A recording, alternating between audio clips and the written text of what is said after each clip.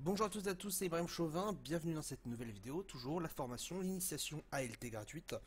Et aujourd'hui tout simplement, on va aborder la deuxième partie de cette vidéo. Donc hier on avait justement étudié les différents types de tendances, on avait juste littéralement regardé la tendance haussière, la tendance baissière, on n'était pas plongé beaucoup plus, et aujourd'hui on va inclure une nouvelle tendance. Alors il faut savoir qu'en trading, il n'y a pas juste deux tendances, ça monte ou ça baisse, c'est déjà de base, mais il y a une tendance qu'on appelle le range. Le marché ne va pas forcément tout le temps monter ou tout le temps baisser, même si théoriquement il va choisir une des deux directions. Par moment, le marché, il peut monter, puis baisser, puis monter, puis baisser, et du coup former ce qu'on appelle un range, c'est le mot technique, c'est-à-dire en fait une direction complètement neutre du marché. On va prendre un exemple aujourd'hui, et ça va être cet exemple-là, justement, sur le graphique du DAX, comme d'habitude, le graphique du DAX en 5 minutes, et on va étudier la journée du 3 novembre et du 6 novembre. Voilà. Tout simplement, ça va pas être très compliqué, mais vous allez comprendre qu'est-ce que le range concrètement. Alors, on avait déjà étudié que la tendance haussière, qu'est-ce que c'est? C'est tout simplement des hauts de plus en plus hauts et des bas de plus en plus hauts. Exemple, un haut ici, vous voyez, toujours plus haut que les derniers plus hauts, ici. Et vous avez des bas, toujours des bas de plus en plus haut. Ça, c'est la définition d'une tendance tout simplement haussière. Il n'y a rien de bien compliqué. On relie les points hauts et vous voyez ici que, hop, même les points bas, le marché ne fait que de monter. On a ensuite ce qu'on appelle la tendance baissière. Alors pour cela, je vais juste supprimer ça. On a ce qu'on appelle ensuite la tendance baissière. Donc ce sont des hauts ici de plus en plus bas. Et nous avons des bas, ici, de plus en plus bas. On peut les relier avec une flèche. Voilà, vous avez des hauts de plus en plus bas et des bas, juste ici, de plus en plus bas. Et du coup, forcément, eh bien, à l'intérieur, juste là, on a ce qu'on appelle de toute façon un changement de tendance. Vous voyez qu'ici, donc si je remets les flèches, on a justement ce qu'on appelle un changement de tendance. C'est-à-dire qu'à l'intérieur de ce rectangle, eh bien, ici, ce morceau-là, ce point haut ici, donc on va appeler numéro 3. Ici, donc on a 1, 2, 3. Le numéro 3 ici est devenu plus bas que le numéro 1. Donc ça, c'est ce qu'on appelle du coup un changement de polarité. Donc on a un changement de tendance. Ici, on avait des hauts de plus en plus haut, et ce haut se retrouve plus bas que le précédent plus haut. Donc on a un changement de tendance. Ce plus bas ici est plus bas que le précédent plus bas. Donc ça correspond bien à une tendance baissière. Donc là, on a vraiment ici un changement de tendance.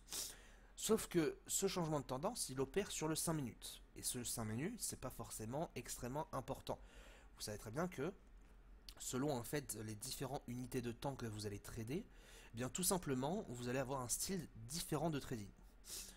Un changement de tendance en 1 minute, c'est-à-dire une bougie égale 60 secondes, bah vous remarquerez forcément que le changement de tendance n'a pas énormément d'importance par rapport à un changement de tendance par exemple en 1 heure. Une bougie 1 heure qui change de sens, elle va avoir beaucoup plus d'importance que justement eh bien, un changement de tendance en 15 minutes ou bien en 1 heure ou en 1 minute. Ces petites unités de temps, ils sont propres à eux, mais les grosses unités de temps, eux, vont avoir la main mise, la main clé sur justement les petites unités de temps. Donc il faut bien faire la distinction entre les petites unités de temps et les grosses unités de temps. Et là, effectivement, vous avez un marché qui change de sens, qui change de tendance sur le graphique 5 minutes. Maintenant, si on va justement dézoomer un petit peu, parce que là, effectivement, on voit que ça a changé de sens très rapidement. Si on va justement dézoomer, alors je vais supprimer tout ça. Voilà. Si on va dézoomer, vous remarquerez ici que, eh bien effectivement, si on va tracer le plus haut de cette journée juste ici et le plus bas juste là, vous remarquerez qu'on obtient un rectangle complètement bien tracé. Donc on va pouvoir même créer juste ici. Vous remarquerez qu'on obtient un rectangle très très bien placé. On a un haut ici, un bas ici, un haut ici, un bas, un haut et un bas. Et concrètement, qu'est-ce qui se passe? Ben, tout simplement, dans notre schéma hausse-baisse, on a justement des informations différentes. C'est-à-dire, ici, alors je vais les noter pour pas qu'on puisse se perdre. 1, 2, 3, 4, 5 et 6. Vous remarquerez du coup que eh bien, le numéro 3, ici, le sommet du 3 est plus petit que le sommet du 1. Donc déjà, de base, nous sommes, logiquement, dans une tendance baissière. Le numéro 4 est plus haut que le numéro 2. C'est-à-dire que nous sommes dans une tendance, eh bien, normalement, nous sommes dans une tendance haussière. Le plus haut, de plus en plus haut. Ça fait figure d'une tendance haussière. Ce qui veut dire qu'on a une information de tendance baissière en haut, une information de tendance baissière en bas. Le numéro 5 est plus petit que le numéro 3, donc nous sommes dans une tendance baissière aussi, mais le numéro 6 est toujours plus haut que le numéro 4. Donc nous sommes dans une tendance aussi haussière. Qu'est-ce que ça veut dire? Ça veut dire qu'en gros, eh bien, si vous voulez, votre marché ne prend aucune direction. On a des bas de plus en plus bas, mais on a des hauts de plus en plus hauts. Ce qui du coup correspond à un mélange entre une tendance haussière et une tendance baissière. Donc en gros, il n'y a pas de direction du marché. C'est ce qu'on appelle effectivement un range. Et ce range-là, on le détecte justement par le plus haut et le plus bas.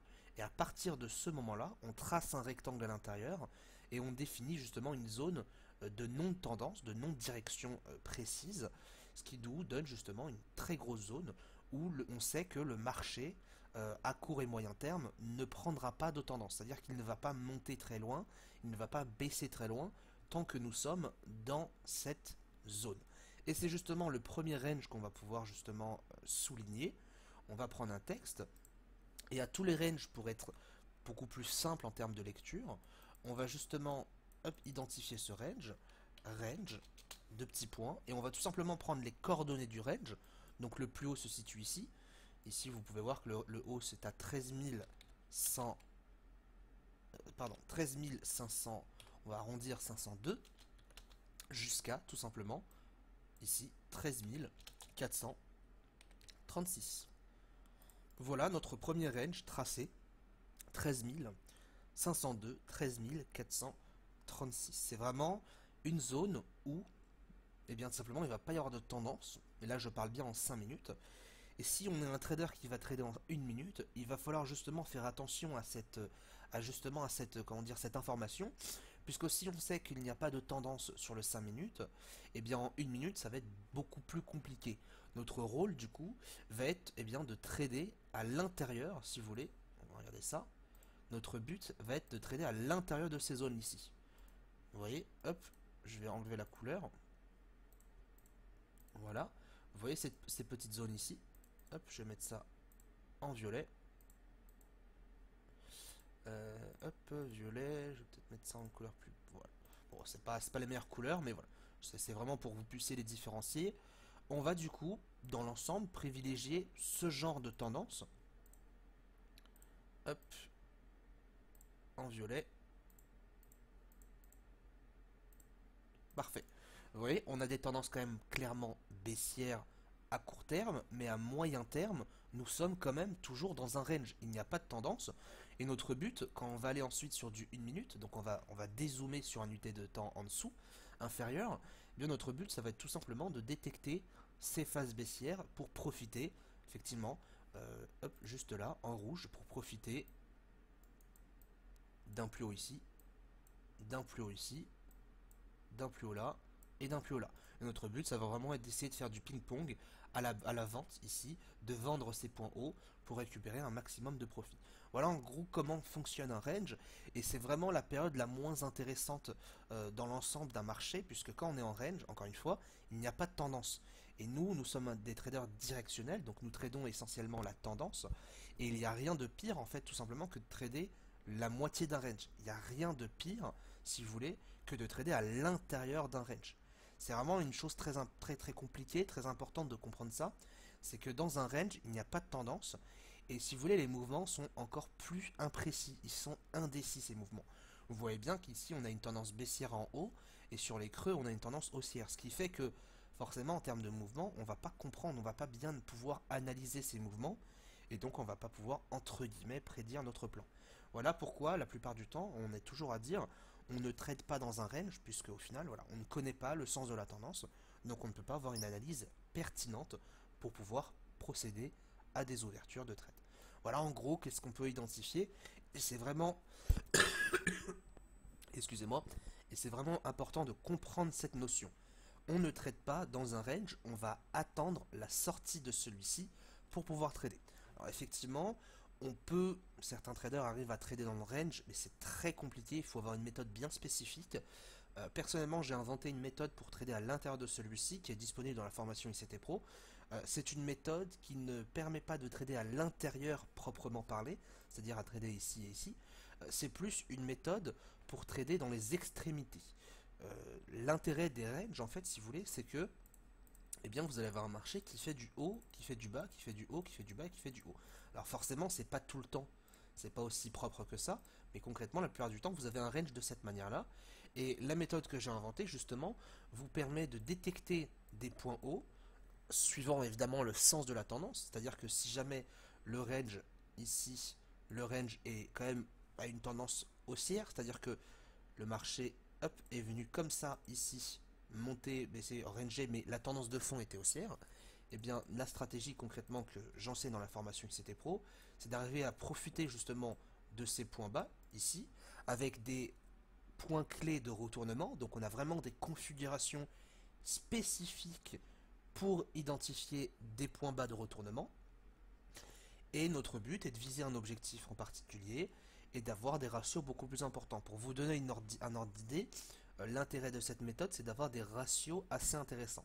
Qu'est-ce que c'est? C'est-à-dire qu'au lieu justement d'investir par exemple 100 euros, de gagner 100 euros si on gagne et de perdre 100 euros, c'est-à-dire un ratio de 1-1, donc je gagne autant que ce que je perds, eh bien l'idée derrière de cette stratégie que j'ai mis au point, c'est au minimum et en moyenne de viser des ratios de 2 voire 3. C'est-à-dire imaginons que je risque 100 euros sur ma position au maximum, eh bien sur cette stratégie-là, je peux non seulement pas gagner 100 euros, mais je peux gagner 200 voire 300 euros sur une stratégie. Voilà. Donc dites-vous bien que c'est une stratégie qui est très intéressante, puisque ça va vraiment vous permettre de jouer sur une gestion de risque très importante. C'est-à-dire vraiment, si par exemple on perd 2 trades d'affilée, on va perdre par exemple 200 euros. Par contre, si on gagne 2 trades d'affilée, on va en gagner 600 euros. Voilà, donc ce qui fait vraiment que votre gain va être supérieur à votre perte, et en termes de psychologie, en termes de gestion de risque, vous allez être vraiment sur un plan très intéressant pour pouvoir être beaucoup plus profitable sur le long terme. Voilà en gros comment fonctionne un range. Demain, on aura l'occasion de récapituler tout ça et justement d'inclure des indicateurs techniques pour vraiment identifier les ranges ou les phases de tendance.